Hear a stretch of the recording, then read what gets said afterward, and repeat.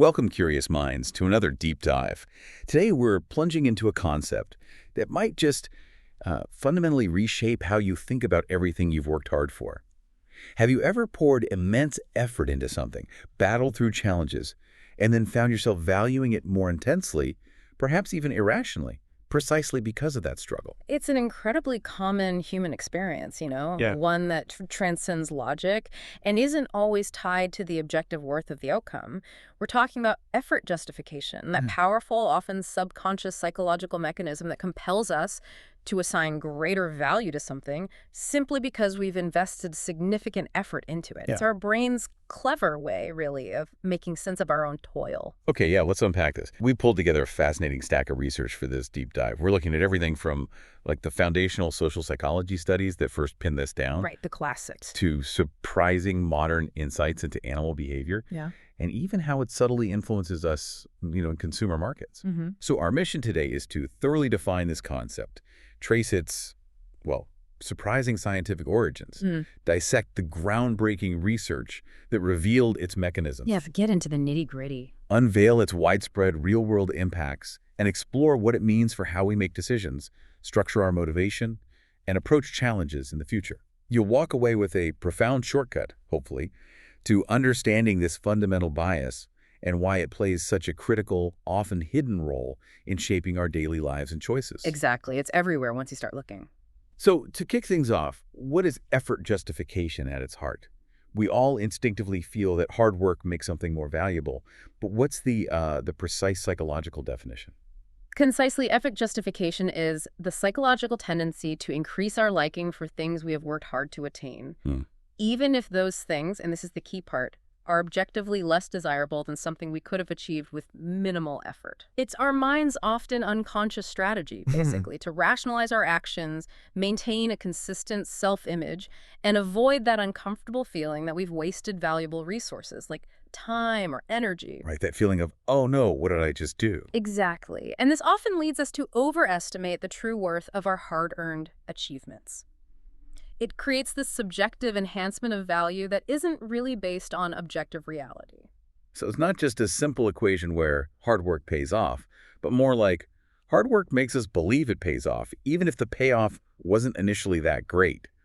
It's like our brains are, I don't know, editing the story after the fact. Precisely. That's a great way to put it. It's about how the sheer act of investing our precious resources, time, energy, emotion, profoundly shapes our perception of value. Our minds crave internal consistency. When we expend significant effort, we need a compelling reason for that investment. If the outcome on its own isn't particularly thrilling or valuable, our perception subtly shifts to inflate its worth, thereby justifying the initial investment. This unconscious reevaluation, where the subjective experience of effort is absolutely key, ensures our mental ledger kind of balances out. That mental balancing act brings us to a crucial underlying principle. Here's where it gets really interesting, I think. This entire concept is deeply intertwined with something called cognitive dissonance, isn't it? That uncomfortable feeling we get when our thoughts just don't align. Absolutely. Yeah, effort justification is essentially a specific, powerful manifestation of Leon Festinger's cognitive dissonance theory, which he first proposed way back in 1957. Right. Dissonance itself is that jarring mental distress, that discomfort we experience when we hold two or more contradictory beliefs, ideas, or values simultaneously. Yeah. To alleviate this often uncomfortable psychological state, which can be quite potent, we are powerfully motivated to change one of those conflicting cognitions to bring them back into harmony. We hate feeling inconsistent. So if I spend, let's say, months of grueling training for a marathon, right? And then the race itself is miserable, it's rainy, and I barely crawl over the finish line. My brain has a problem. My belief, I put in all this intense effort, clashes hard with, that experience was actually pretty terrible. That's the dissonance right there. Precisely. That contradiction creates discomfort, significant discomfort often. To reduce it, you might unconsciously justify your monumental effort by subtly altering your perception of the outcome. How so? You might start thinking, well, it was miserable, but, I learned so much about my own resilience. Or the sense of accomplishment must be immense because I pushed through such a difficult race. Right, you find a silver lining, even if you have to invent it a little. Exactly. You're effectively changing your perception of the outcome or adding a new consonant belief, something that agrees with the effort to match the effort you expended. This lets you maintain psychological consistency and avoid that painful feeling that your effort was wasted or futile. And the more effort, the stronger the justification needed. Absolutely. The more valuable or intense the effort you initially invested, the stronger the motivation to justify it.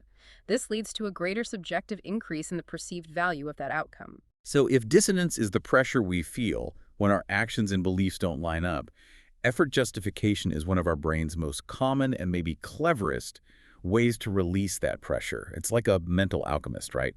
Turning the lead of our struggles into the gold of perceived value. That's a fantastic analogy, yeah. To truly grasp the mechanics of this mental alchemy, we can break it down into three core interconnected components. And they're all driven by that need for dissonance reduction. Okay, what are they? First, there's effort. This is the absolute cornerstone. It covers any resource you expend that you see as valuable and finite. So physical exertion, the precious commodity of time, emotional labor, financial cost, intense mental struggle, it all counts. The input. Exactly. Think of it like planting seeds. Yeah. The more seeds you painstakingly sow, the more invested you become in the eventual harvest, regardless of how bountiful it actually appears to be. Makes sense. What's next? Second, we have justification. This is the fascinating mental gymnastics, largely unconscious, where you rationalize that expended effort. You're constructing an internal narrative, a story that makes your actions consistent with your beliefs. The spin doctor in your head. Kind of. It ensures that the substantial input you provided seems absolutely worthwhile for the output you received. This process actively works to maintain that internal harmony we talked about. Okay, effort, justification, and the third. And third, the final outcome, value perception. This is where the magic truly happens, so to speak. It's the end result where the subjective worth of the outcome or the goal fundamentally increases in your mind. This is the enhanced appreciation, the reevaluation that closes the loop and brings your cognitions back into alignment. It's the output of the entire process. It sounds like effort is inherently costly, though, often difficult, even unpleasant. Our natural inclination is often to avoid it, right? To seek the path of least resistance. Yet the sources also talk about an intriguing effort paradox. How does that fit in here? That's a crucial point, and it is truly paradoxical. Traditionally, many models in psychology and economics, much like Adam Smith's famous reference to toil and trouble, have viewed effort as purely a cost, something to be minimized or avoided whenever possible. Yeah, that sounds about right. However, the paradox lies in the fact that while effort is often aversive and demanding, it also fundamentally adds value. People don't just value outcomes more if they've exerted effort.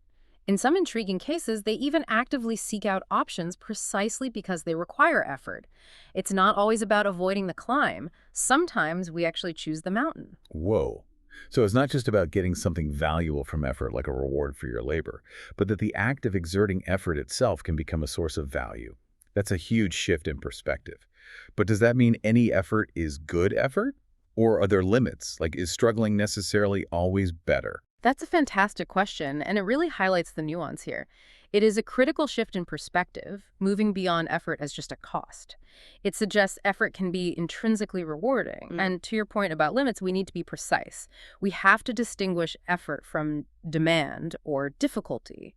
Effort is the intensity of mental or physical work an organism applies in service of a goal. It's an active investment. Okay. Demand or difficulty, on the other hand, is a property of the task itself, like trying to hold 7 items in working memory versus only 3. Right. The task is hard, but effort is what I put in. Exactly. While effort often tracks demand, we naturally work harder when tasks are more difficult. They aren't precisely the same thing, and our ability to perceive and even signal effort also plays a crucial role, not just in communicating dedication and commitment to others, but perhaps more importantly, to ourselves. This internal signaling reinforces the value of our actions, making us more likely to sustain them. Okay, so if this powerful psychological push is so fundamental, where did we first truly discover it? What was the aha moment that kicked off decades of research into the hidden power of our hard work? The foundational aha moment really came with the classic experiment by social psychologists Aronson and Mills in 1959. They set up this study involving female college students who volunteered to join a discussion group on the psychology of sex. Okay. The very nature of the group and the topic created a fertile context for social influence and, importantly, self-perception. Sounds like something that would instantly grab a college student's attention even today. Still relevant. Indeed. But here's the clever part. Before joining the actual discussion, participants underwent an initiation ritual. One group was subjected to a severe initiation where they had to read aloud really embarrassing, sexually explicit material to a male experimenter. Very awkward. Yikes. Okay. Another group had a mild initiation, reading less embarrassing, milder material. And a control group simply listened to the discussion without any initiation at all. I'm already seeing the setup for dissonance here. Effort, embarrassment. So, what happened after these varied initiations? After their respective initiations, all participants were then invited to listen to a pre-recorded discussion. And this discussion was deliberately dull and boring. It was about the secondary sexual characteristics of animals. Riveting stuff, I'm sure. Exactly. The key was that this discussion was intentionally made to be uninteresting, even tedious.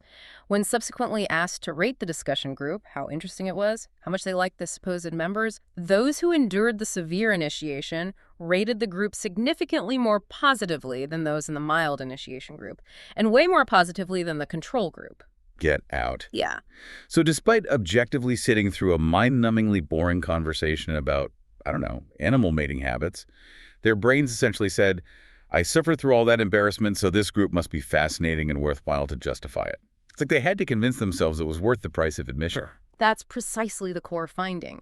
The intense dissonance between the humiliating, effortful experience of the severe initiation, I endured this deeply embarrassing ritual, and the dull, uninspiring reality of the group discussion, this group discussion is boring and pointless, was resolved by mentally inflating the perceived value of the group. Wow. Their minds unconsciously thought, I went through such an unpleasant experience, therefore this group must be valuable and interesting to make my sacrifice worthwhile.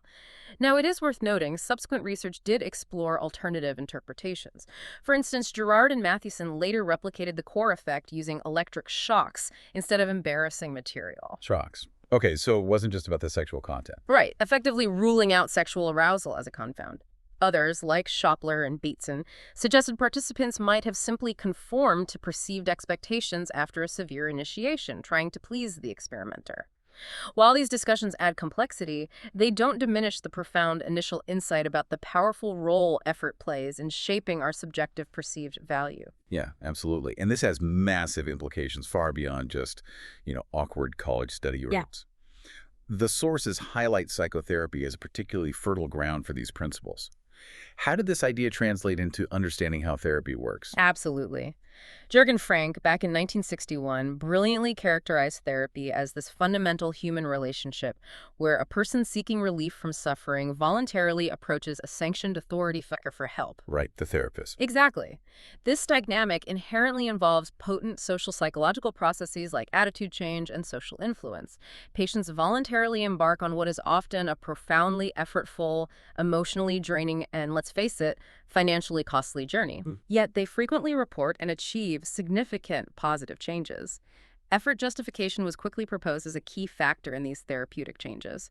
The idea was that the very act of engaging in difficult, challenging therapeutic processes helps patients reevaluate the goals of therapy, things like facing phobic objects or improving interpersonal relations, making them more acceptable and attractive, precisely because they worked so hard at it. So the sheer act of committing to and enduring the difficult process of therapy itself contributes to the positive outcome, almost regardless of the specific techniques being used. Is that the idea? That was indeed the groundbreaking hypothesis. Psychologist Joel Cooper in 1980 took this idea and designed experiments to test it directly in a very provocative way.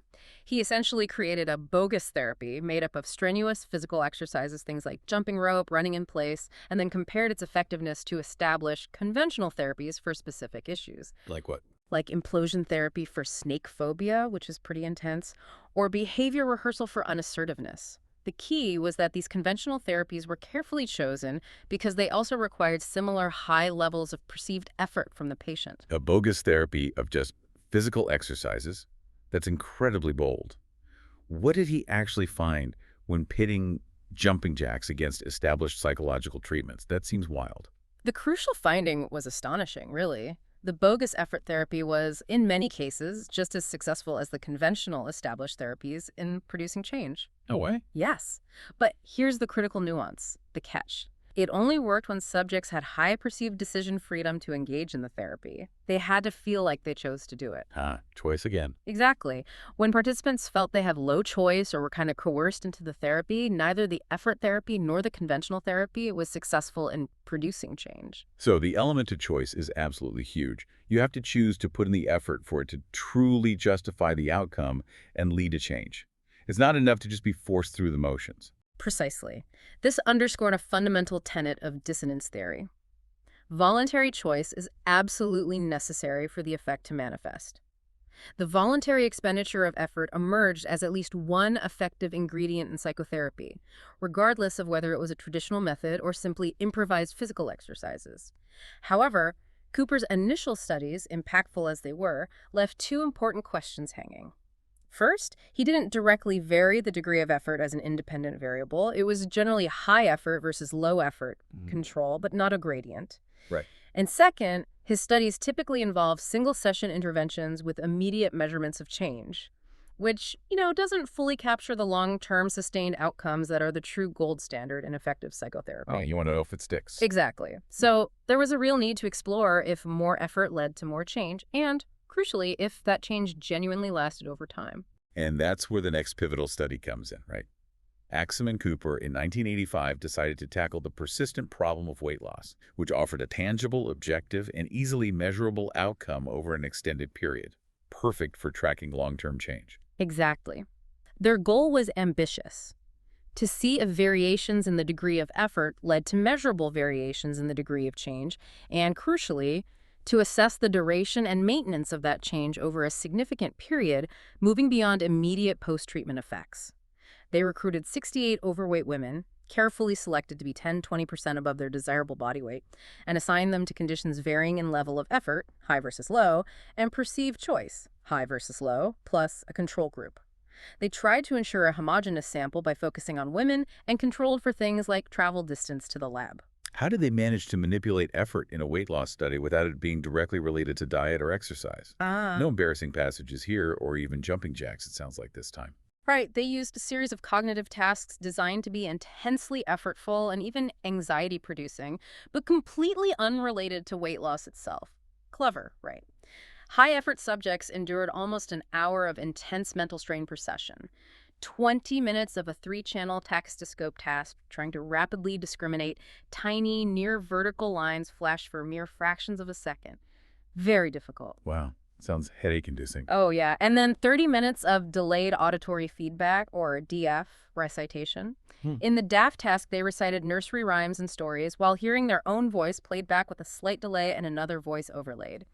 It's deliberately frustrating and disorienting. It was unequivocally demanding and stressful. Okay, so that's the high effort. What about low? Low-effort subjects, by contrast, had much shorter, easier versions of these tasks. Maybe 3 minutes on the taxidoscope with longer view times, and 10 minutes of DEF with half the delay, much less taxing. To ensure equal session length, the low-effort subjects spent the rest of their time just relaxing. Smart way to control for time. And what about the choice variable, which is so crucial in Cooper's earlier work? How did they handle that? High-chase subjects were explicitly told they could stop the tasks at any time, even signing a consent form that emphasized this freedom. Low-choice subjects were merely warned about potential effort and anxiety, then simply told, "We'll go ahead and begin." However, a manipulation check surprisingly revealed that most subjects, even in the low-choice condition, perceived a high degree of freedom to discontinue. Oh, really? Why was that? It was likely due to ethical considerations. Researchers probably couldn't ethically make subjects feel truly trapped or coerced into stressful tasks. As a result, the choice variable effectively collapsed, and the primary focus then really honed in on the impact of the degree of effort. Okay, so the effort itself was the true star of this experiment. What were the initial results after the 5 sessions over 3 weeks? Did the high-effort group show more weight loss right away? After these initial 5 sessions, yes, the high-effort subjects did indeed show the greatest average weight loss, consistent with the predictions of effort justification. However, the magnitude of loss at this immediate stage was still relatively small, averaging about 1.76 pounds. While statistically reliable, the researchers noted it wasn't exactly a dramatic immediate transformation. Right, not life-changing just yet, but the long-term results, Mhm. this is where the study truly becomes a game changer, isn't it? This isn't just about immediate impact, but lasting change. Here's where it gets really interesting and, frankly, quite astonishing. 6 months after the experimental sessions were completed, the high-effort subjects were, on average, over 8.5 pounds lighter than their initial weight. 8.5 pounds? Yeah, a truly dramatic difference compared to the low-effort subjects who had lost a mere 0.07 pounds, basically nothing, and the control subjects who had actually gained almost a pound. Unbelievable. And it lasted. It did, and the impact didn't stop there. A full year later, the high-effort group still maintained the largest average weight loss at nearly 6.8 pounds. And get this, an incredible 90% of them remained below their initial weight, compared to only 48% of low-effort and 56% of control subjects. Wow, that's genuinely astonishing. Right. Not just maintained, but the rate of loss seemed to continue for the high-effort group. Just like that initial spark of unrelated, almost bogus cognitive effort ignited a long-term sustained fire for change. That's a profound shortcut to understanding how to cultivate genuine, lasting self-discipline far beyond just initial motivation bursts. Absolutely. This is the real game changer here. A detailed trend analysis confirmed a significant effort x time interaction. Graphically, it showed that high-effort subjects lost weight at a faster, more consistent rate over the entire year-long observation period. The researchers meticulously ruled out alternative explanations, too. Things like a mastery feeling from initial weight loss or a self-fulfilling prophecy, perhaps hinted at during debriefing. The data just weren't consistent with those. So what was the conclusion? The clear and powerful takeaway was that varied, voluntary effort, even in the form of seemingly unrelated cognitive tasks, can lead to substantial, long-lasting therapeutic changes. It does this by fundamentally enhancing the attractiveness and perceived value of the ultimate goal itself, in this case, sustainable weight loss. It's a powerful revelation about human motivation and the surprising impact of justifying our own struggles. Okay, so the Aronson and Mills study and then the Axsom and Cooper work clearly demonstrate effort justification in adults. Our complex human minds rationalizing effort. But this begs a fascinating, almost philosophical question. Are we really the only ones doing this intricate mental gymnastics? What about our evolutionary cousins? Do pigeons, for example, experience cognitive dissonance, it feels like a stretch, right, to attribute such nuanced internal states to them, which push researchers to look for a simpler, more fundamental explanation that could apply across species? That's a truly crucial point, and it's where a significant theoretical shift occurred. While humans undoubtedly engage in complex rationalization processes to resolve cognitive dissonance thinking, I suffered, so this must be good, it's difficult and maybe anthropomorphic to attribute such sophisticated internal mental states to animals like pigeons or even rodents. Yeah, seems unlikely. This intellectual challenge is precisely where the concept of within-trial contrast emerges as a more elegant, simpler explanation for phenomena that look remarkably similar to effort justification, but are observed across a wide range of species. Okay, so Thomas Zentall proposed this within-trial contrast hypothesis. How does that work without invoking complex human cognition like justifying beliefs? Thomas Zentall and his colleagues proposed that the apparent justification of effort observed in animals, and potentially in humans in certain non-social contexts, could be explained by a more basic, mechanistic principle based purely on contrast. This model predicts that any relatively aversive event such as high effort, a prolonged delay, or even the anticipated absence of a reward can powerfully enhance the value of the reward that immediately follows it. Oh.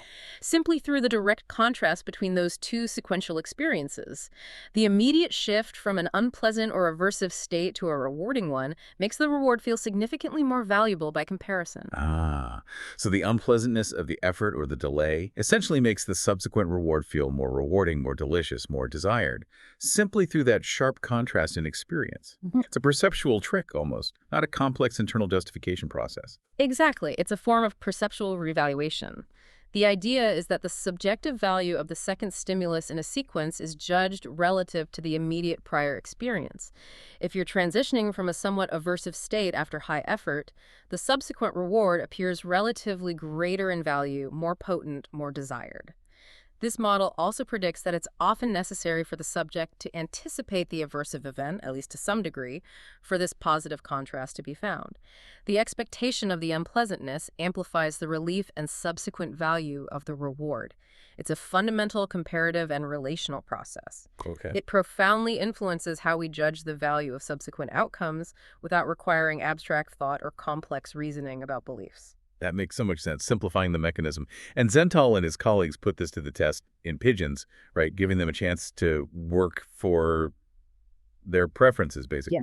Yes, they did so extensively, building a really compelling body of evidence.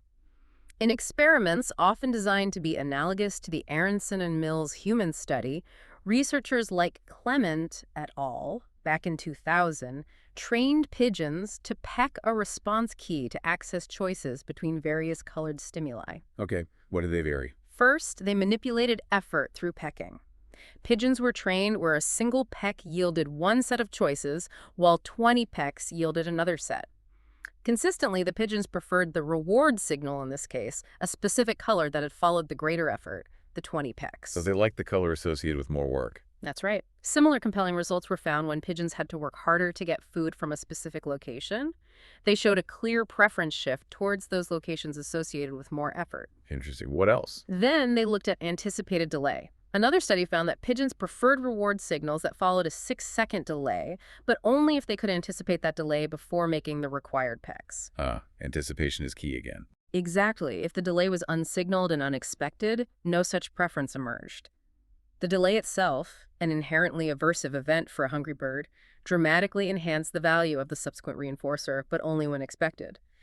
And finally, they investigated anticipated absence of reinforcement. Another study showed pigeons preferred reward signals that followed an anticipated absence of food. The expectation of a relatively aversive event, essentially, getting no reward, made the subsequent even small reward signal more valuable by comparison. Wow. So whether it was extra pecking, an anticipated wait, or even anticipating no food at all, the pigeons consistently valued the outcome more. It's almost like their work ethic was driving their preference, even though, as you said, it's likely just a simpler contrast mechanism. Looks like effort justification. In a general sense, yes, you could frame it that way. These studies consistently demonstrate that animals appear to prefer a conditioned reinforcer that follows a less preferred, relatively aversive event to one that follows a more preferred, less aversive event. This effect is incredibly fundamental, having even been observed in invertebrates like grasshoppers. Grasshoppers, really? Yep. These findings are powerful because they strongly suggest that such effects, which look identical to human effort justification, don't necessarily require complex human-like rationalization or introspection.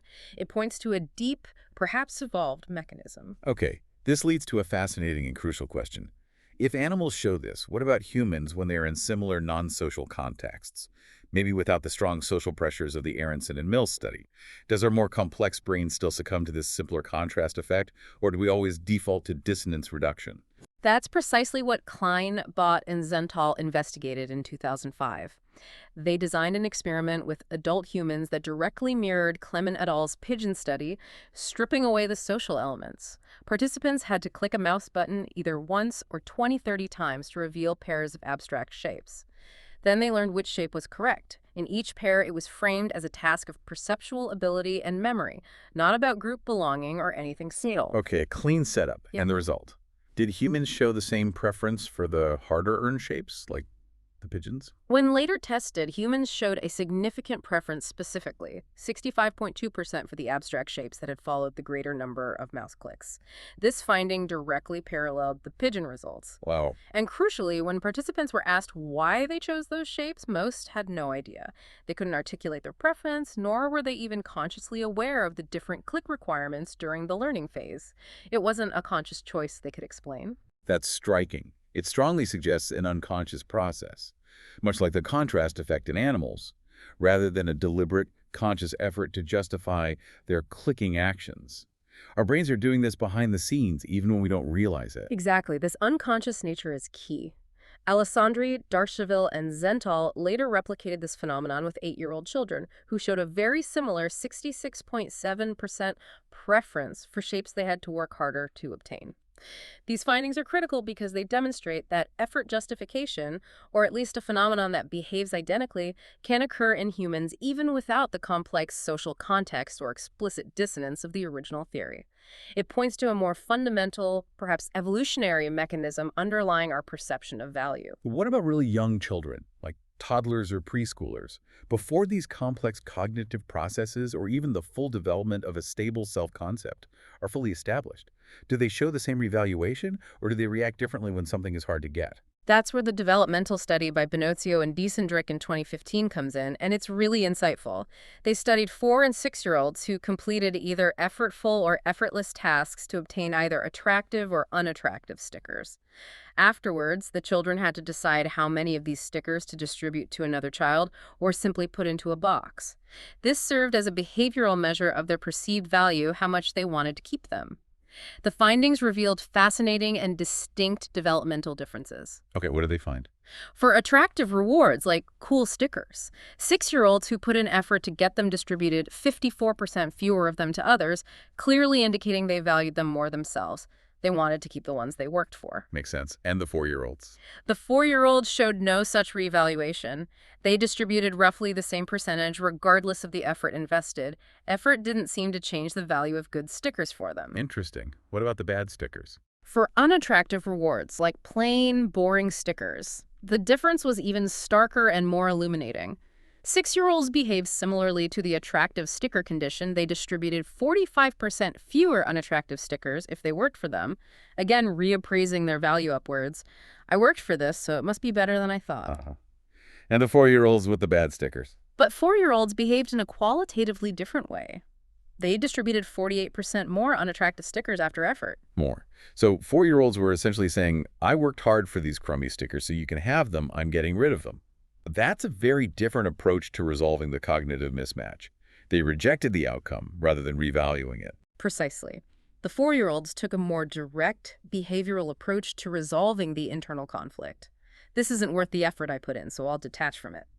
Rather than engaging in the complex cognitive reappraisal of its value like the 6-year-olds did. This suggests that the developmental ability to translate effort into value, particularly through this upward revaluation, strengthens significantly with age. It's likely linked to the maturation of cognitive flexibility, a developing self-concept, and a stronger sense of attachment to possessions. Things that are still developing in 4-year-olds. Exactly, all of which are more pronounced in older children and adults. Adults' greater proficiency at altering cognitions and our inherent reluctance to detach from things we own or worked for make reappraisal the more common, preferred strategy. Younger children might lack that sophisticated cognitive toolkit to the same degree. Fascinating. So within trial contrast, seems like a powerful, parsimonious explanation for many of these effects across species and ages. Is this similar to other known contrast effects in psychology, or is it something entirely unique in its mechanism? That's an excellent and insightful question, as psychology certainly has a few different phenomena labeled contrast effects. However, within trial contrast is quite distinct. For instance, traditional incentive contrast involves a sudden change in reward magnitude. Think of the classic example of a monkey refusing a cucumber slice after previously getting a much preferred grape. Right, the cucumber suddenly seems worse. Exactly. Behavioral contrast, on the other hand, describes changes in response rate when reinforcement schedules shift, for example, increasing pecking at one key when the reinforcement schedule at another key becomes leaner, making the first key seem relatively better. And local contrast refers to temporary changes in behavior or perception early in training that often disappear with extended practice. Okay, so what makes within trial contrast unique, truly differentiating it from these other well-established phenomena? First, a key methodological distinction is that it's typically a within-subject effect, measured by direct preference, which do you like more, not just changes in response rate or reactions to reward shifts. Second, and crucially, it's conceptually the reverse of what you might expect from typical negative contrast effects. Instead of an aversive event making the aversive event itself feel more unpleasant by comparison, like the cucumber after the grape, here the aversive event makes the following event more preferred. Oh. It's a positive contrast that occurs when the second event is better than the first, and the preceding unpleasant experience, the effort, the delay makes that subsequent event shine brighter by comparison. It's not about an unexpected shift in reward magnitude itself, but about the juxtaposition of experience within a single trial that fundamentally changes the perception of value, making the good feel even better when it follows the bad or the effortful. Right. That clarifies it nicely. Okay, this journey has taken us from group initiations to weight loss to the surprising preferences of pigeons and even little kids. But let's bring it home. Where do we see this powerful, often invisible force of effort justification influencing us in our daily lives, shaping our choices and perceptions all the time? Oh, this concept is incredibly deeply embedded in human behavior and holds immense practical utility, often operating entirely beneath our conscious awareness. It's a pervasive force shaping our preferences, our loyalties, and our decisions across countless domains. I bet. This must be a huge area for marketers, right? They're always looking for ways to make us value things more, attach ourselves to brands. Absolutely. It's a goldmine for them, consciously or unconsciously. Consider something like Nike by You, or any customizable product platform. You spend time customizing your sneakers, choosing colors, materials, maybe adding personal text down to the stitching. Yeah, I've done that. It's fun, but takes time. Exactly. That investment of creative effort, of co-creation, makes the final product feel profoundly more valuable to you. You've invested a part of yourself in its creation. Marketers cleverly leverage this involvement through tactics that encourage consumers to be active participants in their brand experiences, fostering a powerful sense of ownership. So the shoe itself might technically be of the same quality as an off-the-shelf pair, but because I helped design it, I value it more. It's exactly like the IKEA effect at play, isn't it? I'm thinking of that flat-pack bookshelf I spent 5 hours cursing at, only to stand back and declare it a masterpiece, despite the wobble. That was pure effort justification. I loved that wobbly shelf more than any pre-built one. That's a perfect relatable example. The IKEA effect, where we like objects more if we've assembled them ourselves, even if they're objectively identical to pre-assembled ones, is a direct manifestation. Our labor literally infuses them with personal value. Or think about exclusivity and scarcity.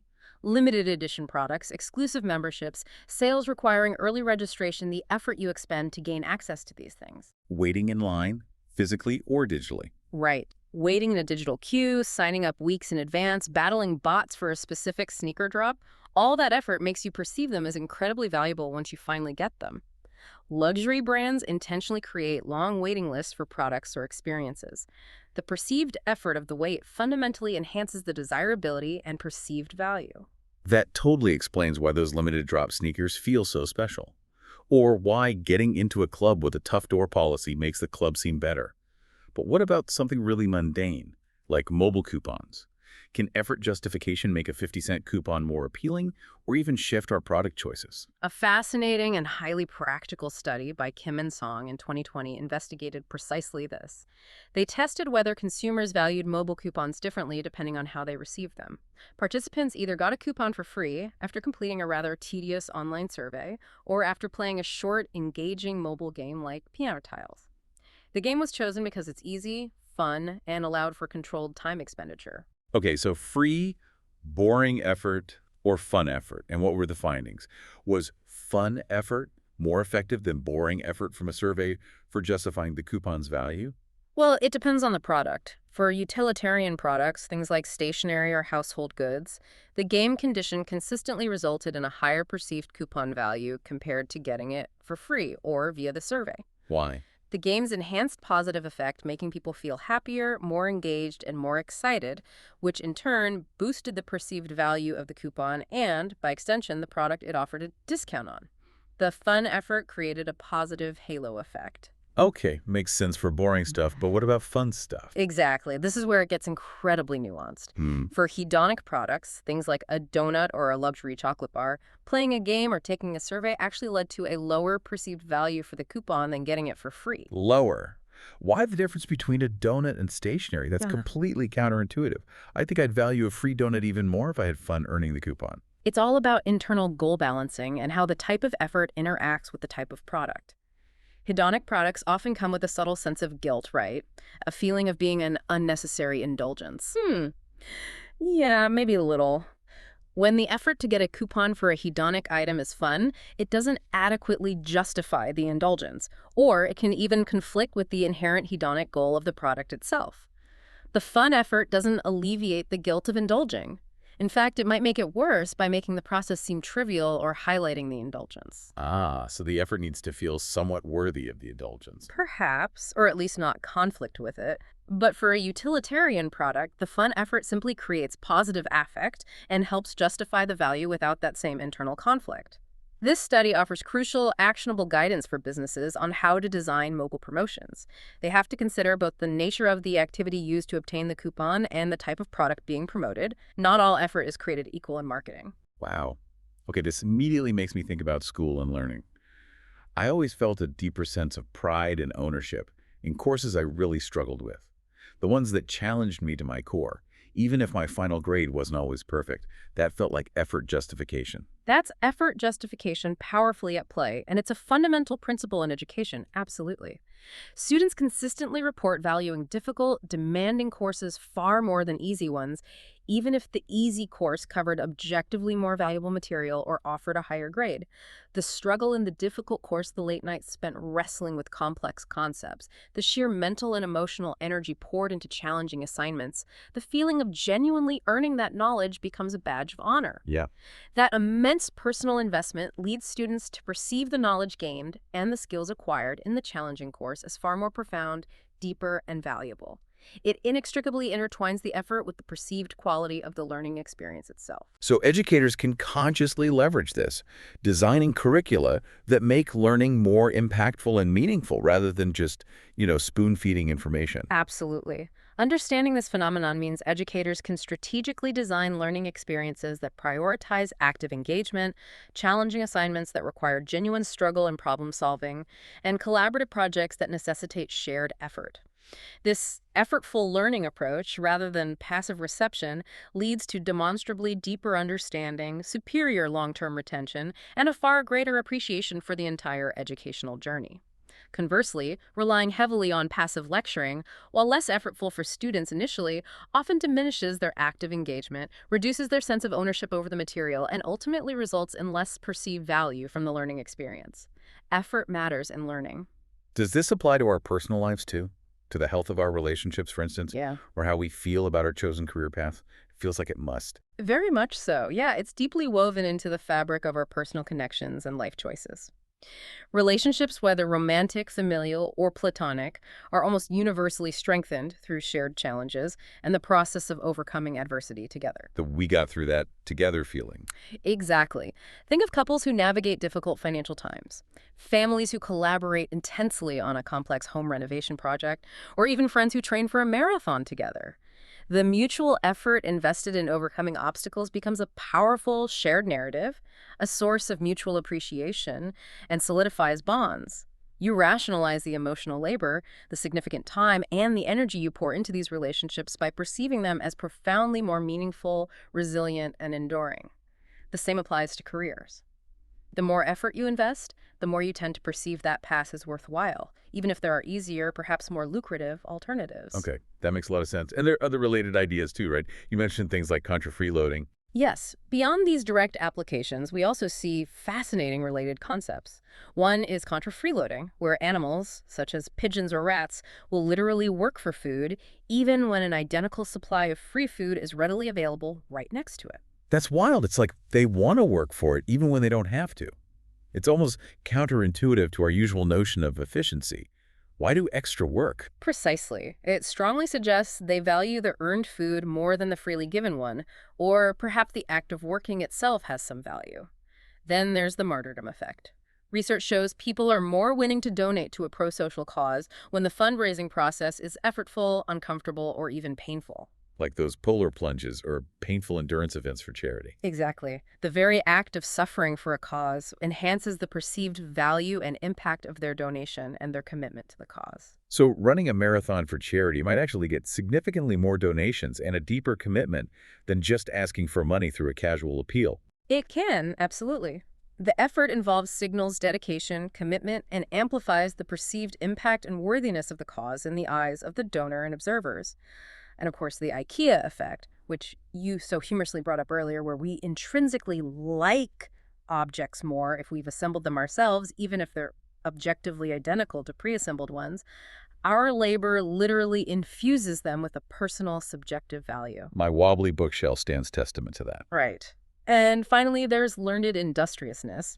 This shows that if you're consistently rewarded for putting in a large amount of effort in one task, it can increase your general readiness and willingness to expend effort in other goal-directed tasks later on. Effort, in this sense, effectively becomes a secondary reinforcer.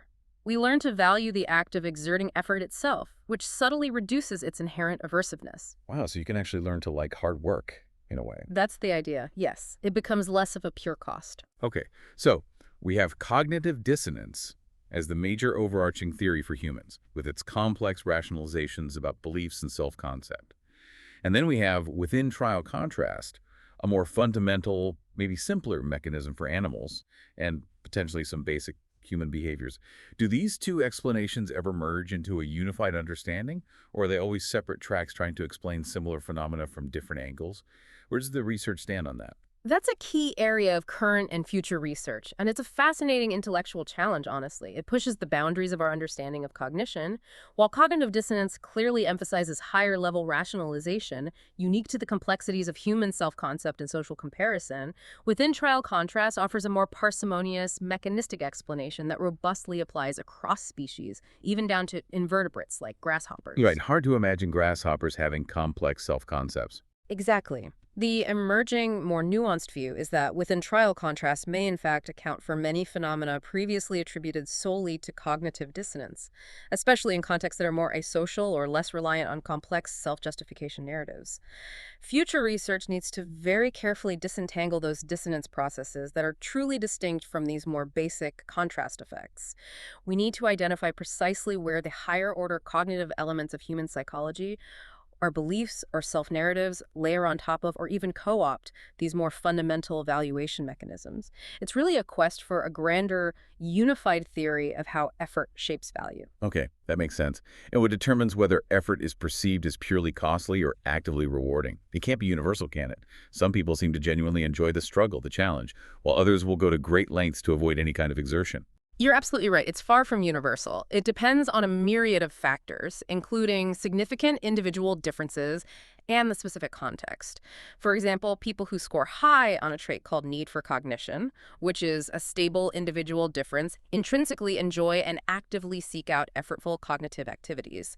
They are less averse to mental effort and require fewer external incentives to engage in it.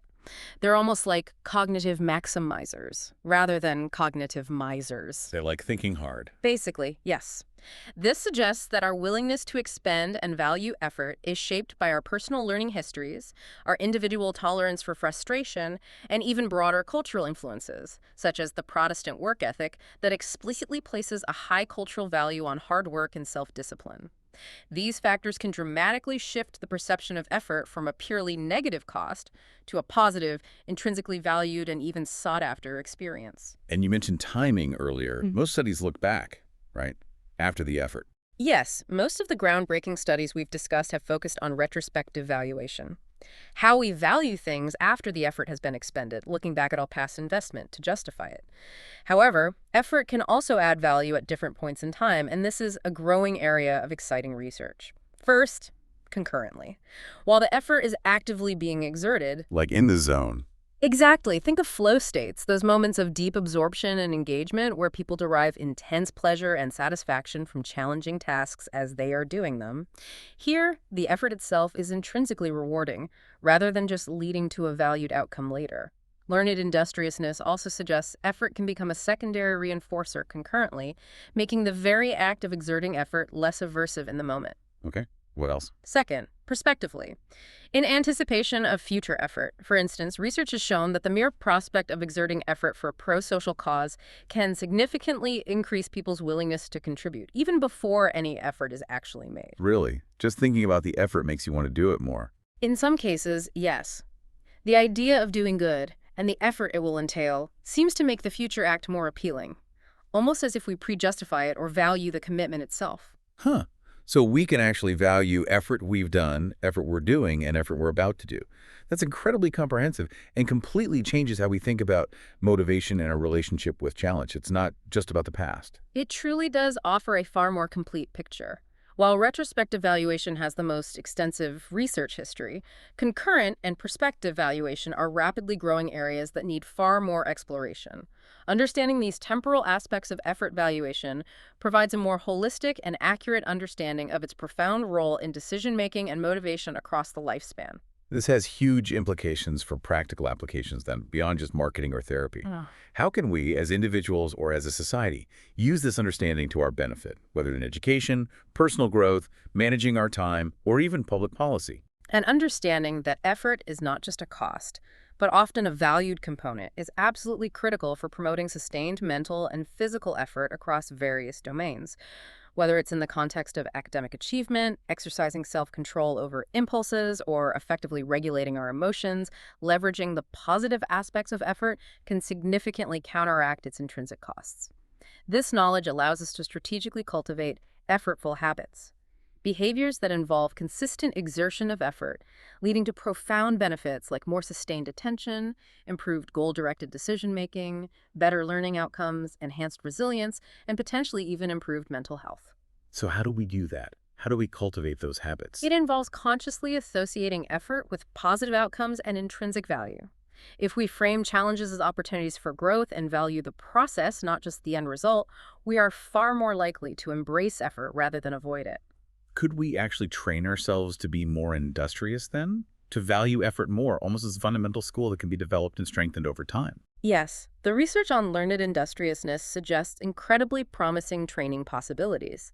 By repeatedly pairing effort with reward, even minimal rewards initially, effort itself can become a secondary reinforcer. It becomes less aversive. This significantly reduces its inherent unpleasantness and makes us more eager to engage in it in the future. This approach is fundamentally different from traditional cognitive training, which often focuses purely on practice effects to improve specific skills, but has struggled with generalizing those improvements across different cognitive domains. Right, like brain games may be making you better at the game, but not necessarily smarter overall. Exactly. Learned industriousness, by conditioning positive associations with effort itself, hints at entirely new ways to increase our general willingness to exert effort and sustain it long term. It could make us more resilient, persistent, and successful across a broader range of life challenges. It's like building a mental muscle for hard work, making the exertion itself feel less like a burden. That's really hopeful. What are the next steps in research? Where do we need to learn more? Oh, there are still many exciting unanswered questions and avenues for future research that directly impact our daily lives. For the mobile coupon example, for instance, we need to know the precise boundary conditions. How do different discount rates interact with effort? Specific game types, varying game play times. Previous research suggests that context influences the value of a discount only when the discount depth is moderate. If it's too high or too low, the effort manipulation might not matter as much. Okay, fine-tuning the details. Well, exactly. We also urgently need to test these effects in far more diverse populations, moving beyond predominantly university students to include older, less tech-savvy consumers, people from different cultural backgrounds, ensuring the generalizability of these findings. And understanding if there's maybe a categorical effect, where any effort is better than none, but increasing effort beyond a certain point doesn't add proportionally more value, like diminishing returns on effort justification.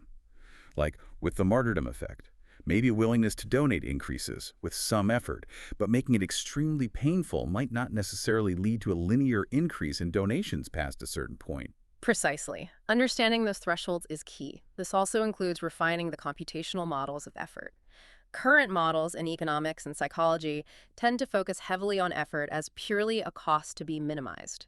Integrating its multifaceted role as both a cost and a source of subjective value will create far more accurate and comprehensive models of human decision-making, acknowledging the true complexity of our relationship with exertion. What an incredible deep dive.